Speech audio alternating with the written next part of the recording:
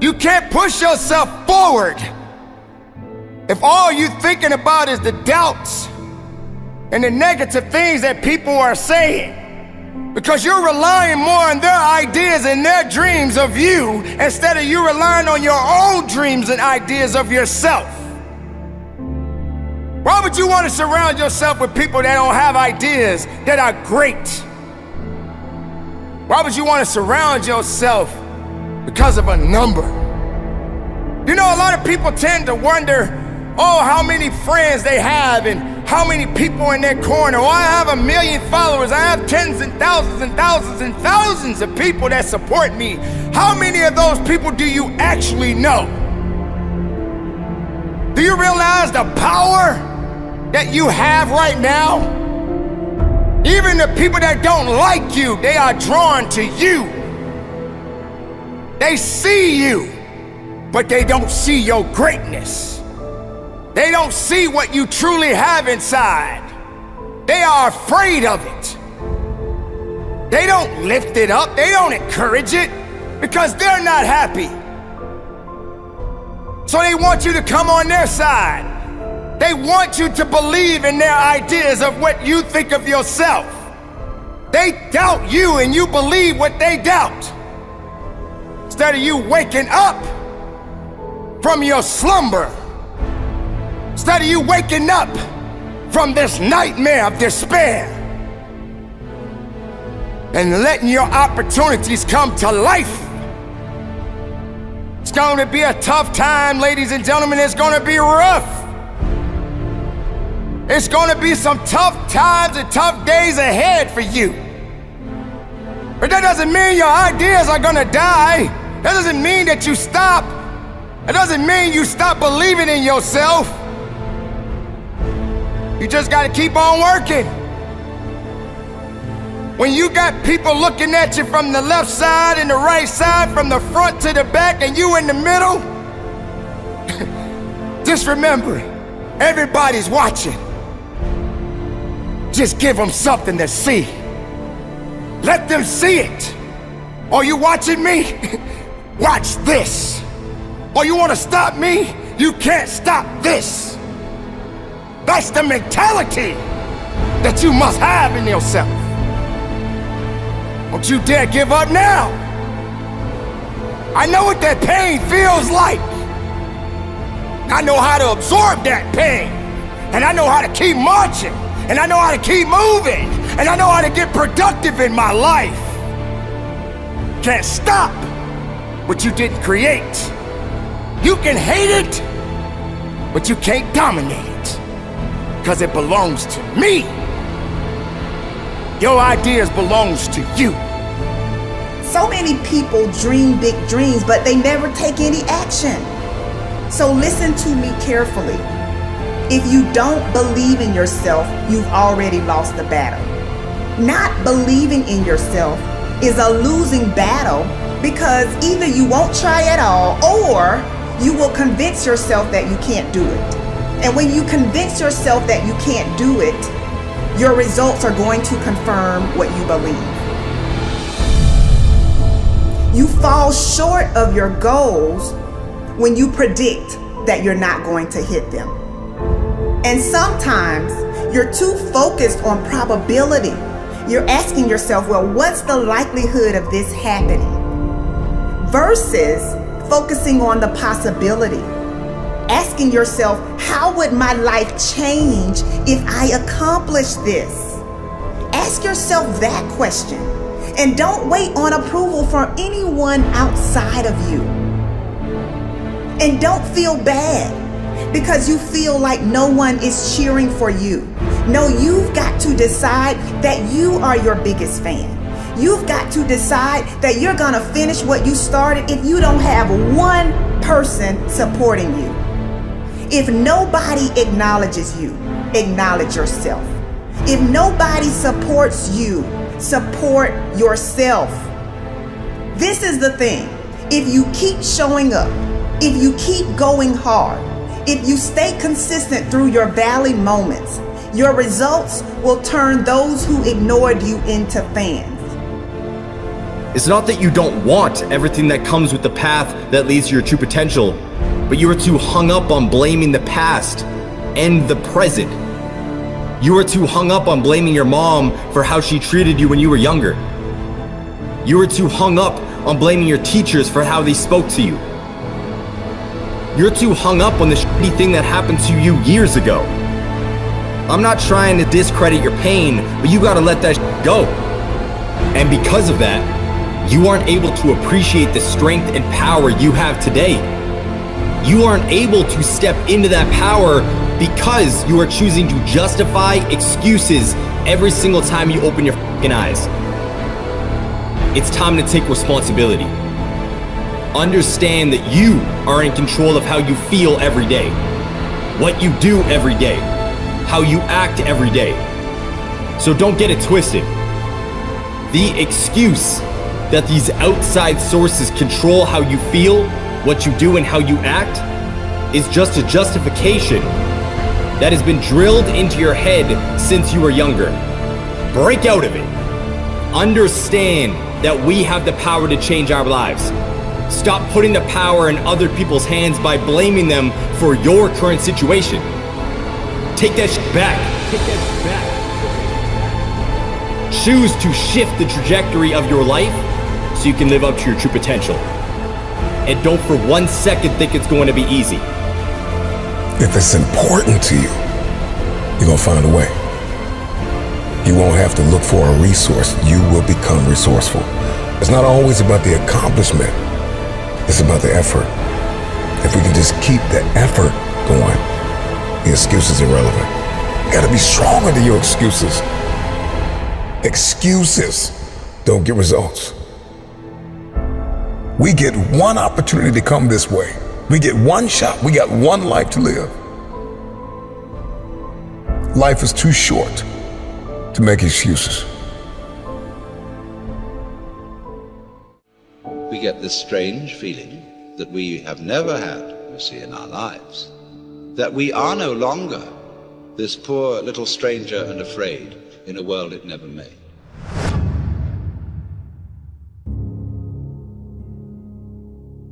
Momentum is a big thing with human beings. It's a big thing for me, at least. If I'm on a good momentum of healthy eating and exercise, I love it.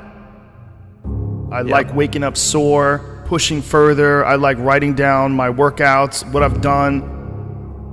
And I like hitting that gym hard on a daily basis. And I build momentum. And I find that when I do that with writing, whether I do that with performing, whether I do that with anything, it just gets everything going. It just creates energy. Being lazy robs you of energy. Like being sedentary, being uninspired, being bored, it robs you of one of the most precious things you can have in this life, enthusiasm. One of the things that I tell people all the time, because a lot of people have a hard time defining themselves. They define themselves by failure because they failed. But I'm like, you're not your failures, you're you, okay? Your life is a series of lessons you've learned. Now, if you just dwell on the failures, like that's not healthy, it's not smart, and it's not empowering. What you gotta do is look at those failures and go, well, now you know what not to do. But you're not that, you're you. It was hard because so happy to be and have the job I have. At the same time, I was like, don't feel like I'm growing in my work. And my life at that time had become extremely vital, meaning I just had a newborn son with Camilla. Wow, the only thing I ever knew I wanted to be, and now I was. And here's this job that I had held most reverence for in my life, fatherhood. Now I was. My emotions, the ceiling and the basement of my emotions, the range was so wide. I was laughing louder, crying harder, getting angrier, showing more joy, having more sadness, all across the board. All emotions were much more extreme than they were or could be in the work. I said, your life's more vital than your work, but can my work challenge the vitality I'm feeling in my life? So the work I wanted to do. There were certain scripts I wanted to do Dallas Buyers Club at that time, other scripts. Nobody's going to touch me with a 10-foot pole in those movies. All the dramatic roles I wanted, they're like, no, not in McConaughey, we won't finance it. Okay, so I can't do what I want to do, so I'm going to stop doing what I've been doing. So I stopped doing rom-coms. I said no, I stopped. Well, for the first 6 months of not doing rom-coms, I wasn't doing anything. Finally, nothing came in. And for 14 more months, nothing came in. I considered other careers. Didn't know if I'd ever work again. But after 20 months of being gone, unbranding as I now call it, being out of sight, not being in your theater or your living room in a rom-com, not seeing me shirtless on the beach, I became a new good idea. I don't know, I haven't seen him, where has he been? I was kind of refound. So I had to do that for myself. I loved doing the rom-coms, but I was getting the scripts and I felt like I could do the same script tomorrow morning. And I was like, that's fine, but I want something that's gonna make me sweat in my boots. I want some work that's gonna challenge me and make me go, I'm scared of this role for all the right reasons. And I can't wait to go attack it and see how I come up the other side. Why seek the role that's hard? Because it costs me something. Because it costs. It's not really a risk unless you can lose the fight. I feel more alive in them. I have an experience in the making of them. I'm nervous every day I come to work. I feel like when I nail a day and I knock it and I know I did, I feel like, yes. I have a measure at the end of the day of like, you set out to do something, you prepared for it, you had intention, and you did it.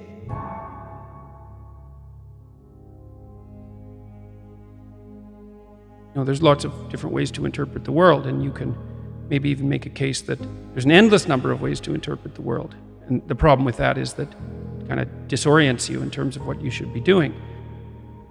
Just because there's a very large number of ways to interpret the world doesn't mean there's a very large number of productive, meaningful, and sustainable ways to interpret the world.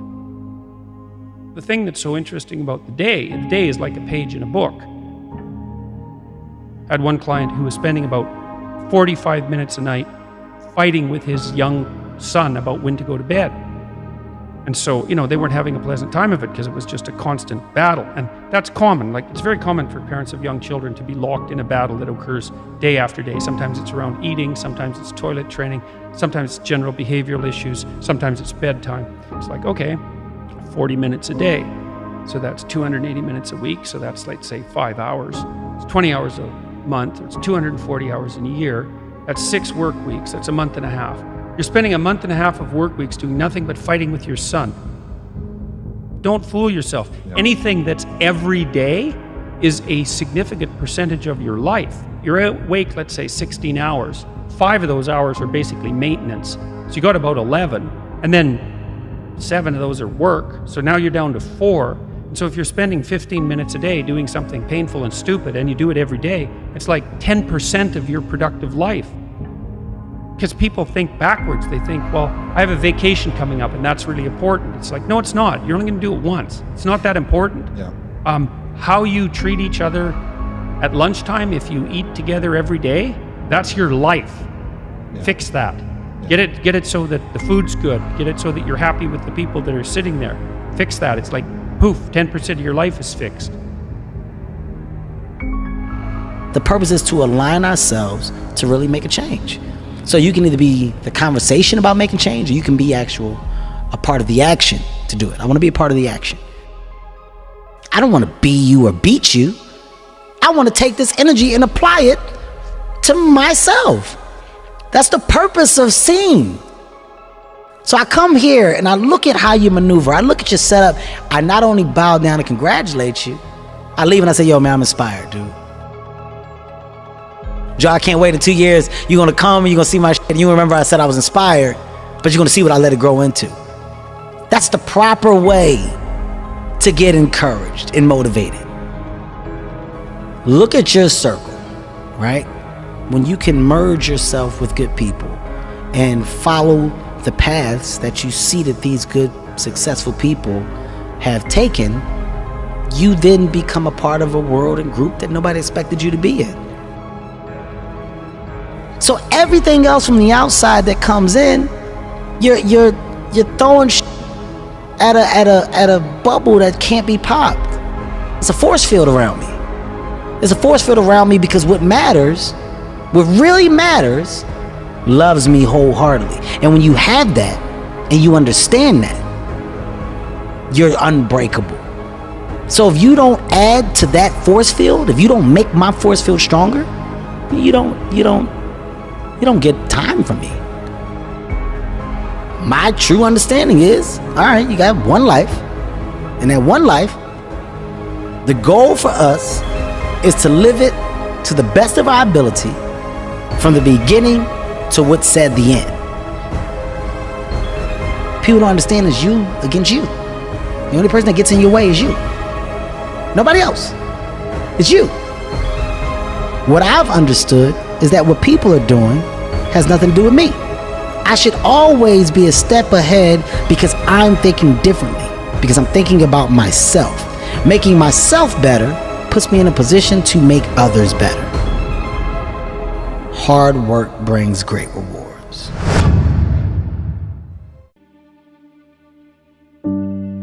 I wish that I could tell you that the load you carry will get lighter. It won't. As time passes, you'll find it will get heavier. The mountain that you need to climb will get higher. The ocean that you need to cross will get wider. Trust me when I tell you that you don't want to wait. Indecision is a decision. A decision to fail, a decision to waste your potential. Time won't wait for you. Time doesn't wait for anyone. The clock keeps ticking in life. There are no timeouts, no breaks, and no rest stops.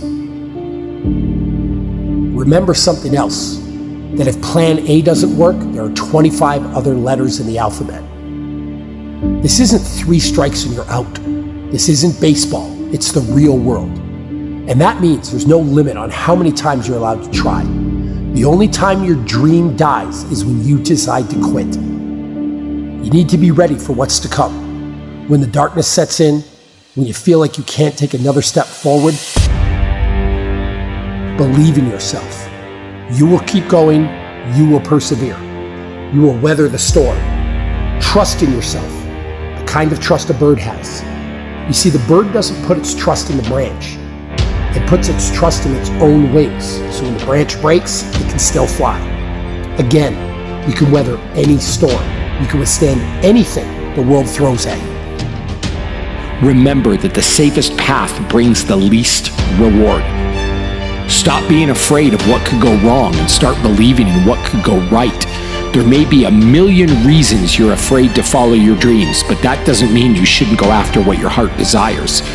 Dare to face your fears, dare to take risks, dare to be better. The real question is, how bad do you want it? And what are you willing to do to get it? Within you is a power far greater than you can imagine. Harness that power and unleash it. Believe in yourself way before anyone else does.